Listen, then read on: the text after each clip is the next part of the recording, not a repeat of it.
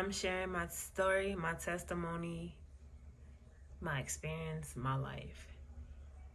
I was told to do this by God a minute ago, and I did it a few times. I posted on TikTok, but to keep it a buck, I didn't do the best that I knew I could. I didn't post the fullness.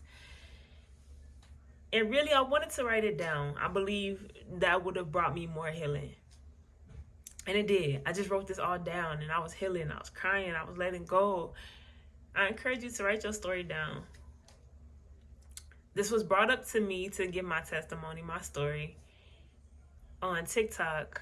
One of my TikTok buddies had hit me up, one of my friends, and on TikTok, and she had said, "What's your story? Like, I want to hear your story." And yeah, when she said that, I was like, all right, God, you've been on me and you bringing it to confirmation. So here we go. I wrote it down because I needed to stay focused. Yeah, so you're going to see that vision hit that page a couple of times. I was born June 9th, 1993. I know y'all over there calculating like, how old is that? 29. My mom moved to my aunt to save us from being killed by these men who wanted to kill my father. They left a voicemail and was like, "We kill kids too." So my mom heard that, and after she lost custody to her other kids, she was like, damn, that's not how the story went. I need to stick to what I'm reading. Okay, hold on.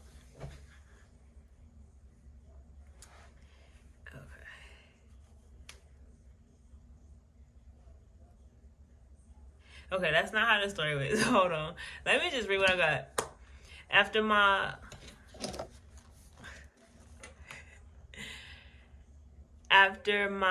aunt, hold on. Okay, so after my mom went to go stay with my aunt, she moved to LA because she lost custody of her other kids, of her other 4 kids. We moved to downtown LA. We started to live in hotels and shelters. We endured a lot there. In one of the hotels we stayed in, I fell into a bad friendship. The girl began bullying me. Then more girls moved there, and they started bullying me.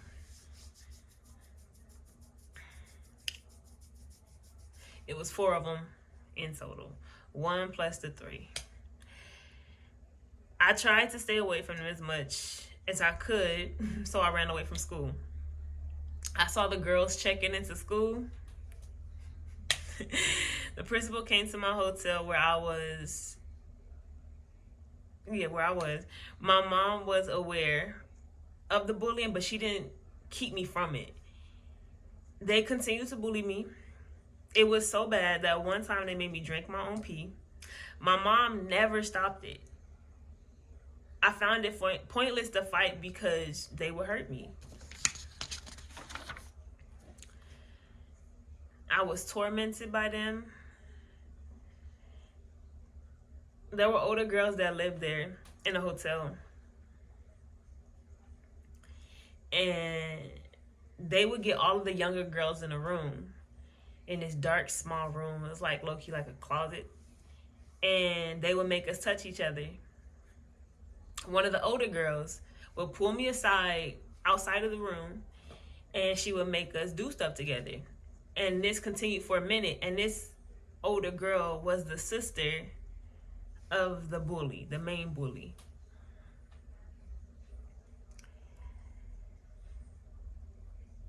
She made me go into this room with her. She locked the door. She said that you are not leaving until you do everything that I tell you to do, or she was going to kill me. I was terrified. Many unfortunate events took place in that room. I don't remember what happened after the first 30 minutes. I blanked out. My mom told me that she remembered going to me. She remembers going to get me out of that room. She said I told her nothing happened. Weeks later, my brother was outside, upstairs. Outside meant he was outside of the room. He was playing and throwing paint buckets down to the sidewalk. The police came up the stairs. I asked them who they was looking for, and the only name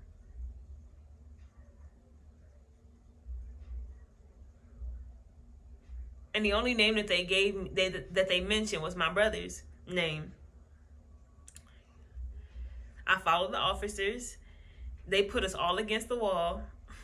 I checked out. Oh, hold on. They checked out our homes. My mom's home had drugs in it. They may have belonged to her or her abusive boyfriend. At that time, marijuana was illegal. So, they took us to the police station and we stayed there for hours. The police officer came to me and told us we were going to foster care. I asked him what that was. I cried. I mainly cried for my brother because he was only 6 at the time. We went to our first foster care.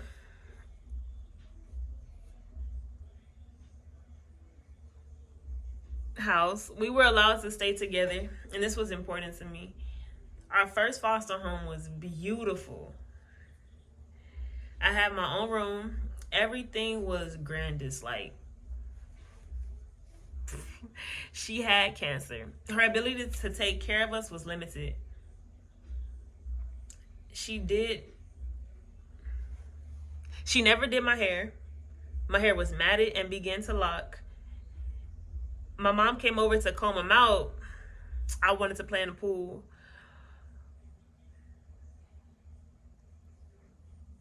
And the people that I was playing in the pool with had lice.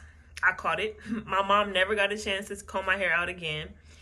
We went to another foster home. The daughter-in-law came over and jumped when she saw the piojos in my hair. They had to cut out my hair. They gave me treatment, and after that, they gave me a perm. I was sad that all of my hair was cut out and was gone. I couldn't cry at that time.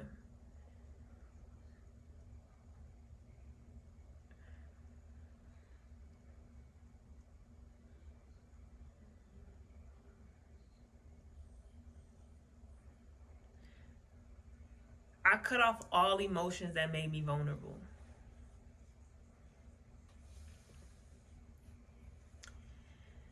I was in survival mode.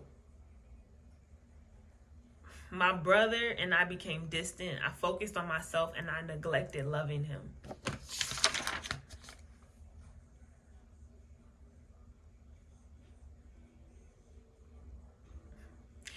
I left him to his curious mind.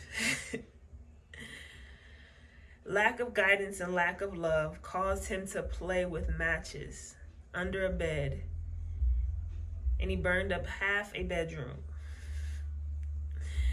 After that day, he went to stay at a group home. I cried for days. I was broken and alone. My fear heightened. My mind became clogged. I couldn't feel anything. But I had to pretend.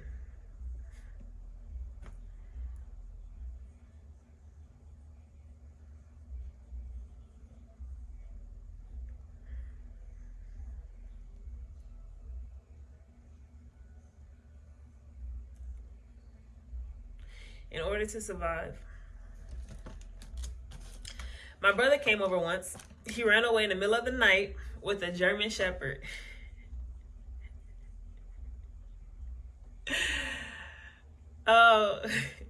They allowed me to spend a few hours with him before they called the police. The dog followed the police car and then came back to the house.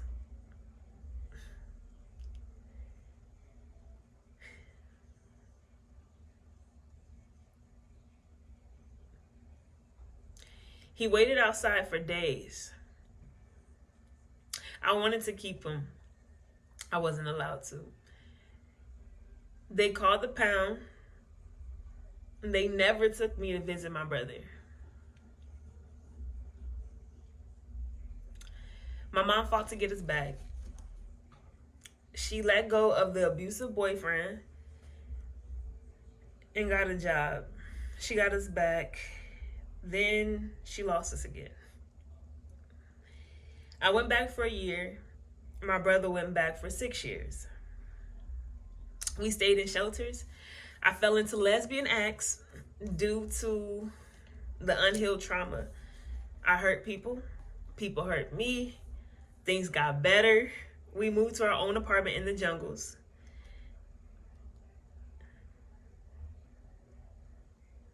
Before then, we stayed in shelters.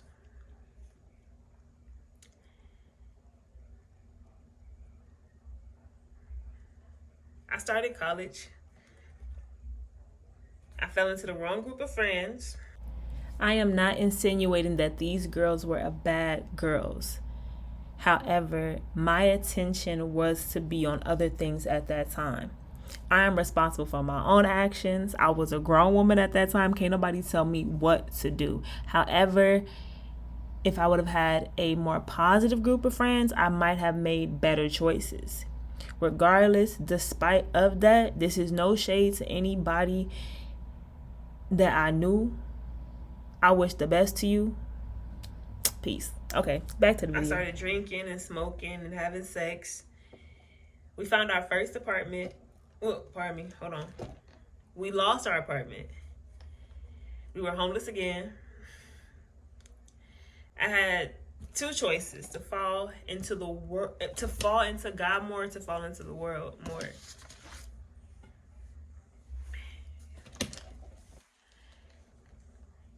I cried out to God, fearful of what my life would be without help. I cried all night, screaming, asking him to show me that he's real. I told him that if he shows me he's real, then I would change my life for him. That night, after many tears, I felt a strong peace, a peace I never felt before it. He whispered promises to me. I believed. Then I learned to have faith. I knew things would change. It took only 3 months for us to find an apartment.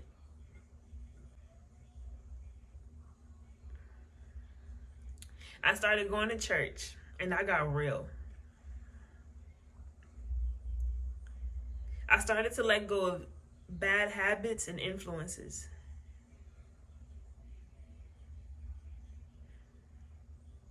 I fell a bit, then I got steady. I was celibate for 5 years before I met my husband. We had sex before marriage. It was on and off because I was working to please God with my life. We dated for 3 years before we got married. Moved in together before we got married. He actually lived with me and my mom because he fell on hard times. We lived at our first apartment together for a year before moving. God was telling me to be patient with the move. I didn't listen. All of my unhealed trauma came back.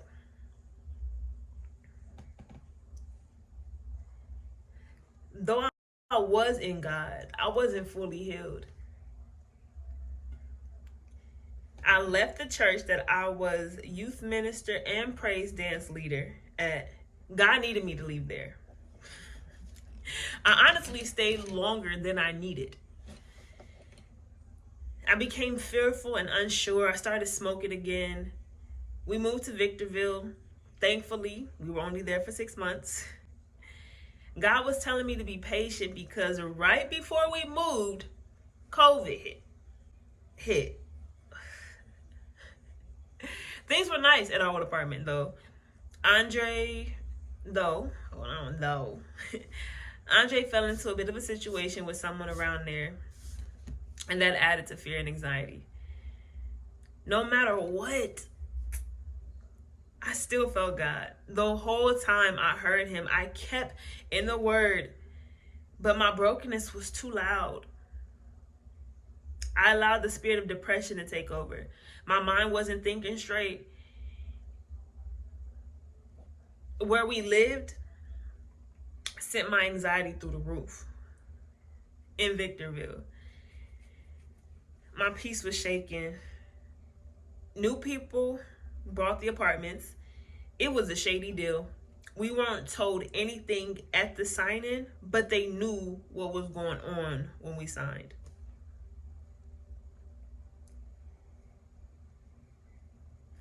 We moved and we went to stay with my mother-in-law. That didn't go well.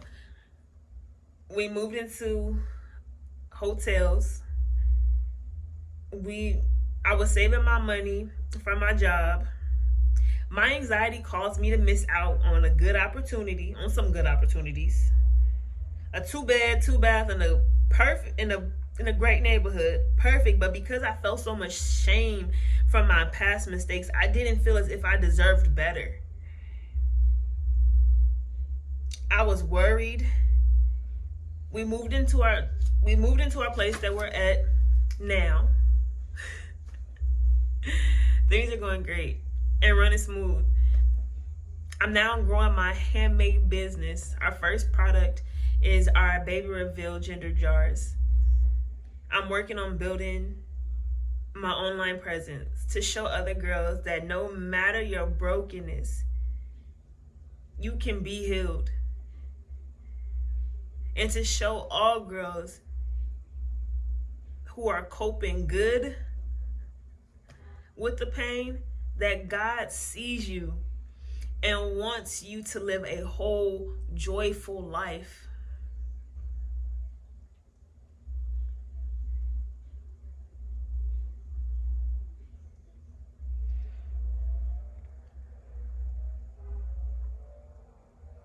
You have to pray. Know to pray always.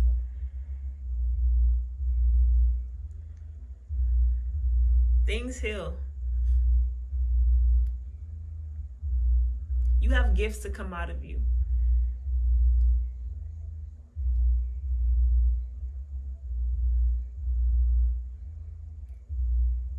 You have to show God.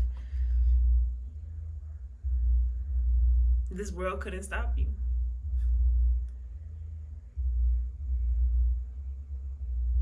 You to show conquerors are made from brokenness.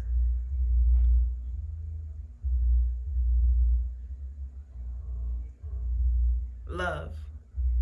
Prove to God, show the world that our Lord lives.